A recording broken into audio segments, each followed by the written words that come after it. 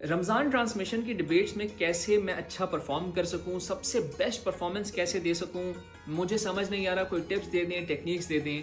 ये वो सवालात हैं जो मुझसे बहुत सारे बच्चे करते हैं और अमूमन मैं उनको अलग अलग करके सवाल के जवाब देता हूं, लेकिन मैंने सोचा अब मैं आपको एक ही साथ सारे के सारे मेन स्ट्रीम सवालों का कम से कम जवाब दे दूँ। मैं खुद 2 बार नेशनल अवार्ड विनर रह चुका हूँ रमज़ान ट्रांसमिशंस के अंदर, तो I know a lot of things that might help you in becoming a better speaker in the Ramzan transmissions. 5 चीज़ें आपको सिखाने वाला हूं मैं आज, जिसको अगर आपने फॉलो कर लिया तो आप रिलेटिवली बहुत बेटर स्पीकर और बेटर परफॉर्मर बन सकते हो। नंबर 1, आपकी जो सबसे पहली नर्वसनेस होती है ना टीवी पे जाने की, आप हो सकता है एक बहुत बड़े डिबेटर हो, बहुत बड़े पब्लिक स्पीकर हो, लेकिन जैसे ही आप टीवी पे जाते हो तो वहाँ कैमरे की वजह से आप बहुत ज़्यादा कॉन्शियस हो जाते हो। उस कॉन्शियसनेस को हटाने का सबसे बेहतर तरीका क्या होता है? सबसे बड़ा मसला या खौफ क्या होता है कि मैं वहाँ पर भूल ना जाऊँ, फंबल ना कर दूँ, वो प्रेशर कैसे हैंडल होगा।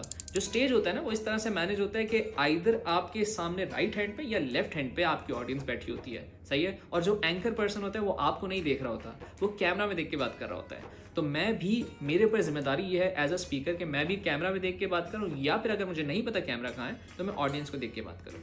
आपने क्या करना है, सबसे मुश्किल इन्वायरमेंट में अपनी स्पीच का रट्टा लगाना है, ऐसा रट्टा कि ज़िंदगी आपकी अजाब हो जाए, इतना रट्टा कि आपके मुंह पे जो ये आपका जो फेशियल ये मसल्स है ना, इसकी एक्सरसाइज हो जाए कि अगला आने वाला जो जुमला है वो क्या होने वाला है, आपके दिमाग की प्रैक्टिस हो जाए। इससे फ़ायदा क्या होगा कि वहाँ पर अगर आपको ये खौफ भी है ना कि यार अगला जुमला मुझे याद करना पड़ेगा, तो ऑटोमेटिकली आपका ब्रेन आपको रिमाइंड करा देगा अगला जुमला ये है। नंबर 2, आपने क्या करना है कि देखिए रमज़ान के अंदर एक स्पेशल चीज़ होती है, वो होती है रोज़ा। हर बंदा रोज़ा नहीं रखता, ठीक है, हर बंदा रोज़ा रखता भी है। मैं रोज़े रख के जाता था पर्सनली, अगर आपको बताऊं, मैं इस चीज़ को बहुत ज़्यादा ख्याल से मैनेज करता था कि मेरी जो डाइट है वो बहुत अच्छे से मैनेज हो, क्योंकि फिजिकली और मेंटली अगर आप वीक होंगे तो आप अच्छा परफॉर्म नहीं कर सकेंगे डिबेट्स के अंदर, स्पीचेस के अंदर, क्योंकि वो इफ्तार से पहले हो रही थी अमूमन। आपने क्या करना है कि अपनी डाइट के अंदर स्पेशली कोल्ड ड्रिंक्स को अवॉइड करना है, जिससे आपके थ्रोट को इम्पैक्ट हो सकता है, आपकी स्पीच परफॉर्मेंस पे इम्पैक्ट हो सकता है, और मेंटली आपको फ्री रहना है, अपना रिलैक्स रखना है माइंड, ठीक है। ये इसका ख्याल रखें ताकि आप जब परफॉर्म कर रहे हो तो आप अपनी बेस्ट फिजिकल फिटनेस पे हो और सबसे बेस्ट एम्पलीट्यूड और टोन को आप रीच कर सकें जब भी आप स्पीच कर रहे हैं। नंबर 3 ये है कि this is not a conventional setup. यहाँ पर आपको 5 से 6 मिनट नहीं बोलना, यहाँ पर आपको ऑडियंस के अटेंशन स्पैन के हिसाब से 1.5 मिनट या 2 मिनट या मैक्सिमम 2 मिनट्स 30 सेकंड्स दिए जाएंगे।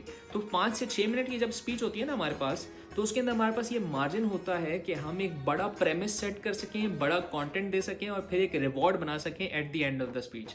यहाँ पर आपको वो शॉर्ट रखना पड़ता है, आप बड़ी प्रेमिस नहीं दे सकते, आपको फौरन से ऐसी एंगेजिंग जुमले, ऐसी एंगेजिंग लाइंस बोलनी पड़ती है जो ऑडियंस से कनेक्ट करें जाकर।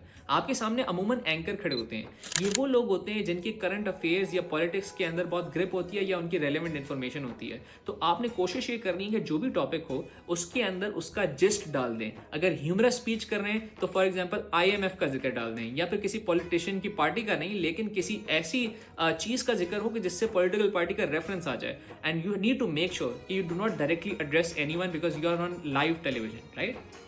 नंबर 4, पावर ऑफ मैनिफेस्टेशन बहुत जरूरी है। आपको इमेजिन करना होगा कि आप वहां उस स्टेज पर बोल रहे हैं। मैंने किसी को ये मशवरा दिया था, आपको भी ये दे रहा हूँ। किसी ने मुझसे पूछा था कि मैं रमजान ट्रांसमिशन में कैसे जीतूं, तो मैंने उसको कहा कि आप मैनिफेस्ट करें, आप विजुअलाइज करें कि आप उस पोडियम पे खड़े हैं जहां पर आप देखते हैं ना लोगों को पार्टिसिपेट करते हुए। देखें, सोचें कि मैं वहां पर खड़ा हूं, मैं स्पीच कर रहा हूं या कर रही हूं, और फिर मैं उस ऑडियंस को इम्प्रेस कर रहा हूं, उस एंकर को देख रहा हूं और कोई जुमला अदा कर रहा हूं। एंड बिलीव मी, मैंने आखिरी जो अपना रमजान ट्रांसमिशन का जो कंपटीशन था ना, उसके अंदर ये मैनिफेस्ट किया था कि I am going to win, right. I even wrote my winning speech as well, कि मुझे पता था कि मैंने अच्छा ही परफॉर्म करना है और मैं अपने आप को जीतता हुआ विजुअलाइज कर रहा था। ये पावर ऑफ मैनिफेस्टेशन होती है। नंबर 5 होती है जो सबसे इंपॉर्टेंट है और सबसे खूबसूरत है जो मुझे लगती है, वो है स्पिरिचुअल कनेक्शन।